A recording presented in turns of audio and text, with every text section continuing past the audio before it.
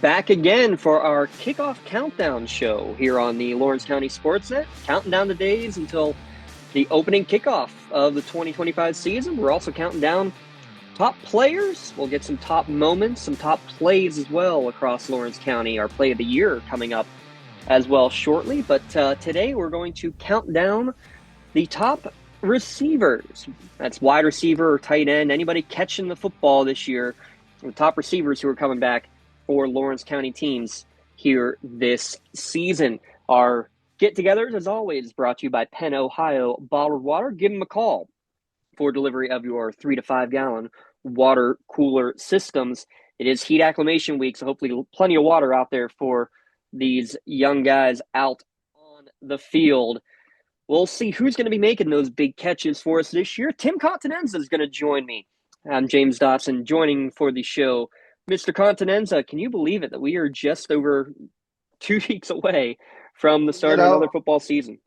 it seems like we just got done doing our last pitch during the softball Mhm. baseball season a week ago, and here we are, and it just goes by so fast, and it's exciting. I mean, obviously, it's a brand new year. We have, a new graduating class coming in this year, and it's that cyclical type thing that every day we have, every year in high school sports, is a brand new opportunity for some kids.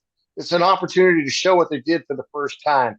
They may have been second string players all year, the last 2 seasons, and now they have a chance to show their athletic ability on the football field. And that's the fun part about being a junior senior. Maybe your first time really seeing quality action. We're going to take a look. We count down the top five for all the positions, top five receivers again today. And this is from consensus rankings from our Lawrence County SportsNet crew. We'll also give some shout outs to some honorable mention guys as well. But we'll start with number five, the only tight end to make our list, Jack Miles. Though, I mean, tight end, H back, do it all Yeah, type of call it guy whatever you is, want. yeah, yeah. The title doesn't matter because he's a guy who's going to, be able to make those kind of plays. And I'll tell you what, when we were going back and looking at this, I didn't realize it, but he was actually the number six player in terms of receiving yards from last year in the county. 28 catches for 459 yards. I mean, part of that is the fact that Laurel was definitely a pass-heavy offense for a majority of last year. But Miles, whether it was catching it or he also got a lot of jet sweep actions from Laurel, he was a big-time player. I mean, he got the notoriety as being the defensive player of the year in the Big Seven conference. But tell you what, Tim, he's somebody, especially now going into his senior year. I think another big threat for Santini to be looking at again.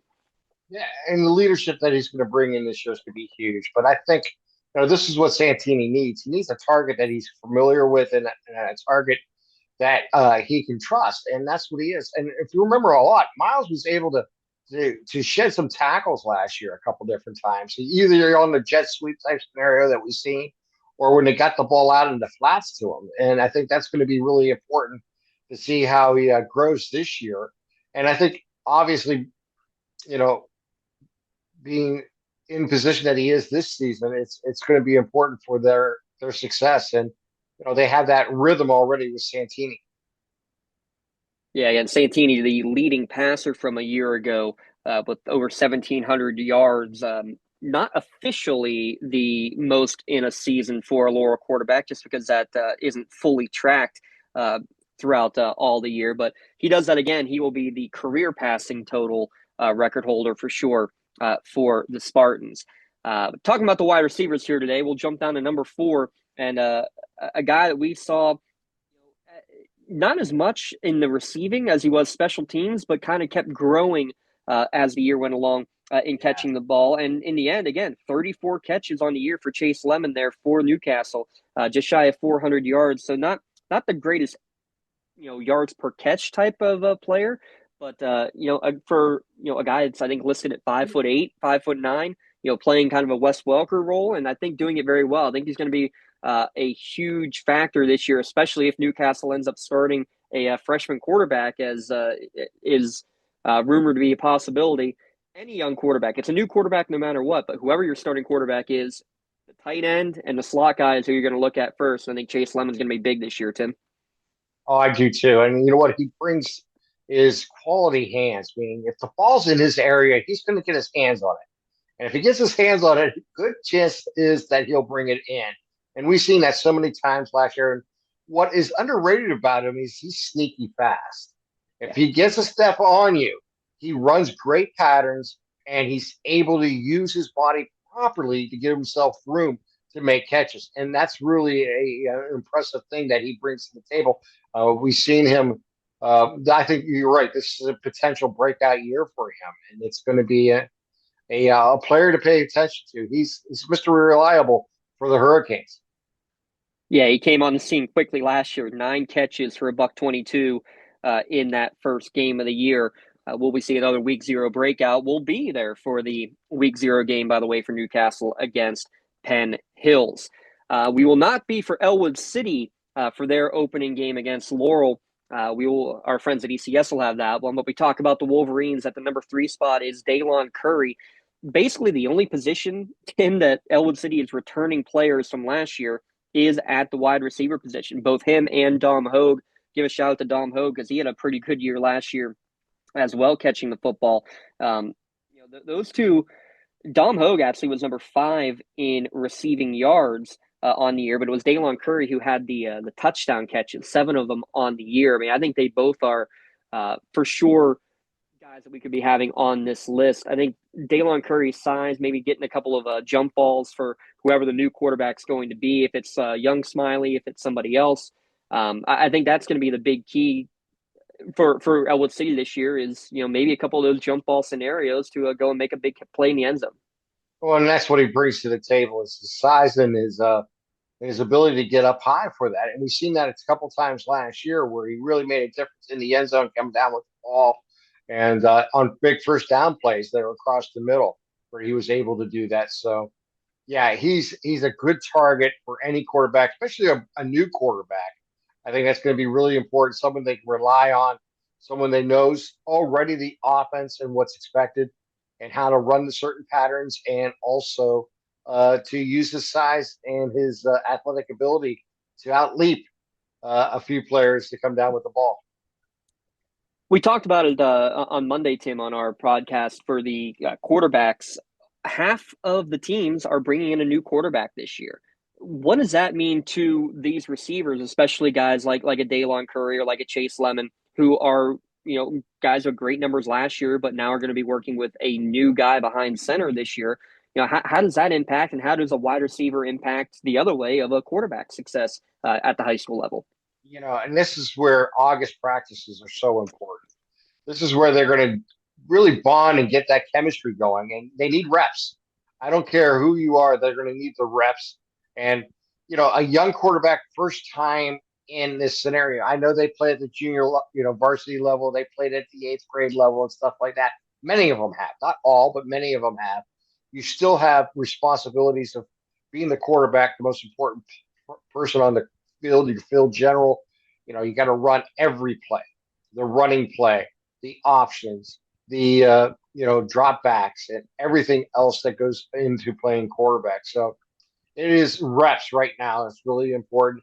I think anytime they can have a scrimmage or even a secondary practice type scenario where it's one-on-one against their best defenders, I think it could be really important right now for a quarterback just to get those reps and get to see reaction. And those teams are going to have that one preseason game or one scrimmage it's going to be a challenge for a young quarterback to be ready right away. Those that are going to have two may have a slight advantage. I don't know. It's an interesting question, and it obviously comes down to philosophy for coaching staffs and organizations how they want to work week zero basically. Mm-hmm. Yeah, how do you do that scrimmage in week zero, and do you treat the non-conference games almost like an extra scrimmage to an extent of trying new Yeah, things and figuring all that mm-hmm. out? I We think heard one of the coaches last yeah, year mention that. we'll see how all the coaches decide to do that with those teams that have new quarterbacks. Our top 2 guys, though, they have their quarterbacks back. Interesting, our number 2 guy, he's an all-state receiver. caught 12 passes last year. And that's Freddie Zettner. Tim, 12 catches on the year, but 8 of them went for touchdowns. Freddie Zettner, just a ball hawk. We talked about Daylon Curry and the jump balls. You got to do a lot, putting 9, 10 in the box to stop that rushing attack of Wilmington. And when that happens, you throw it up to Freddie I Z, was and just more gonna, often than not, man, Freddie Z's coming down with it. right. You have to stop the run against Wilmington. It's like you said. So you have to put everybody up close to the line of scrimmage, and when you do that, you leave a guy like him open over the middle. And when you're inside the 10 or the 20-yard line, he becomes such a big target. And that's what he did last year. He was able to live in situational football and take advantage of it. But he's a good receiver. It'll be interesting if they. I expect Wilmington to play Greyhound football, and that's run the ball.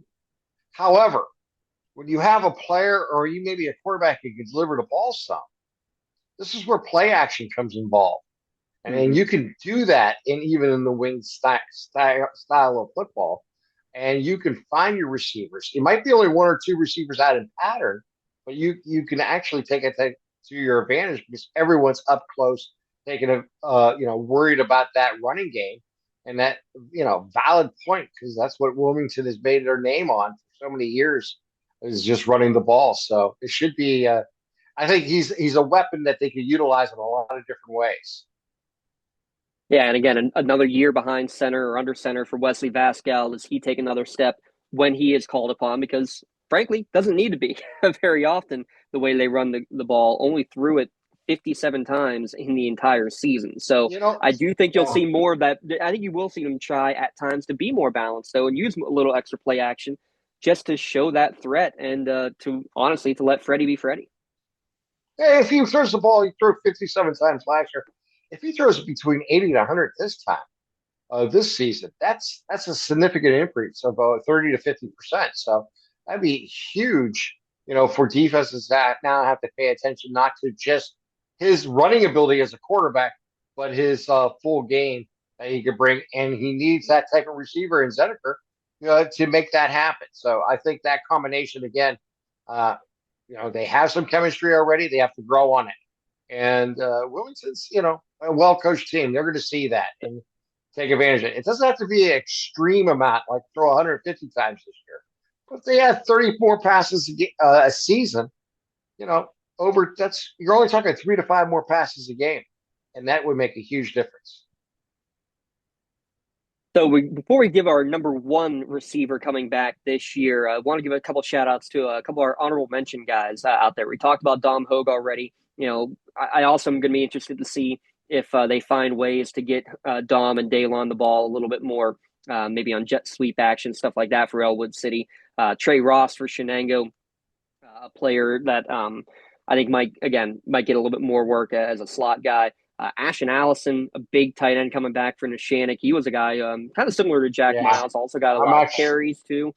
I know you're a big Ashton Allison fan. I was just going to say, I think if there's one guy to watch to maybe to crash into that top five this year is Ashton because he just has that size ability. He's going to be, if he sheds his block and comes off into the flat, he's going to be a very, very big target um, for Gino. And it could be just what Nishanik needs on those short downs.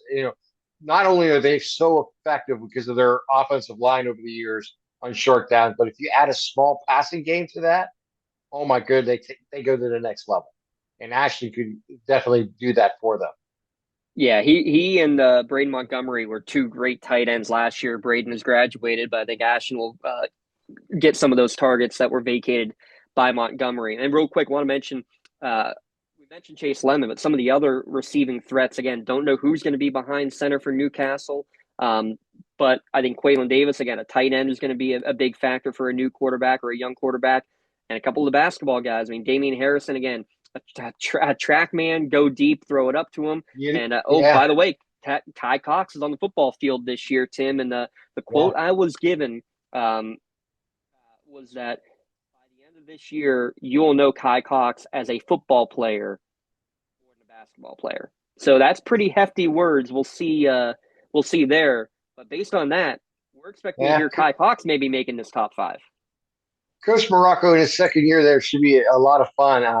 Zacha is gonna he's gonna have that team, I think, ready to play. I mean, we've seen that last year, just in his first season there, and now all the players know that are returning know what to expect from him and how to run what he's looking to do. And then you add the speed factor that Newcastle potentially has and has shown in the past. This could be a very, very intriguing team. Maybe a team that might be a surprise here in Lawrence County this season. So again, going through our top five: Jack Miles at number 5, Chase Lemon at number 4, Daylon Curry at number 3, Freddie Zettner at number 2. Our number 1 returning receiver, I mean, how can it not be Colton Carlson, the top receiver coming back in the county, 35 catches from a year ago, 587 yards and 5 touchdowns, but he also did a number on the ground last year, Tim, which I think is definitely worth talking about what he did in the rushing game as well, because he averaged, actually he had 4 catches, exactly 4 catches in 8 of the 11 games last year. A couple of the games he didn't were, one was a Summit Academy blowout, one was a game where they ran it the entire game. But he had also 6 rushing touchdowns with 200 more rushing yards as well. And oh, by the way, they're going to get the running back they expected to have last year. Should have Nathan Hill back to run the football this year. Maybe less emphasis on having to have Miles and Carlson run the ball. They're going to be out in the pattern more often. I think this is a Laurel team that's going to be sneaky good, but it's all going to start with Mr. Colton Carlson. Oh, no question about it. He's their weapon. You know, they have to take advantage of him. Like you said, he led the county in receiving. He's a guy who can run the ball when they give it to him. What he can do out in the flat, if they get the ball to him and add, yards after the contact, it's going to be an impressive part of the season for them. And I think Laurel, as you mentioned, is a school that is looking to improve on last year. Kind of an up and down season last year. They got off to a cold start. They got better towards the end, and they couldn't quite climb that mountain once they got to the playoffs. But we've seen a team in the second half of the season play a lot better than the first half of the season. 11 total touchdowns last year for Colton Carlson. I expect probably double digits again and maybe over 1,000 total yards as well. But a lot of mouths to feed, which is a good thing for this Laurel team if they are able to take that step forward, which I think a lot of us here think that is very much in the capabilities for this Spartans team. So there you go. There's your wide receivers coming back, the top receiving core for Lawrence County. We'll break down. Still coming up, we'll look at the trenches and we'll look at the defense here later in the week on our kickoff countdown show here on Lawrence County SportsNet. But that's all here for today. Again, big thanks to Penn Ohio Bottled Water. Always great stuff with them. Big thanks to Tim Contenza joining us. I'm James Dotson. Stay tuned. More previews coming up as we are, just 16 days away from opening kickoff here on the Lawrence County SportsNet, powered by LCAP.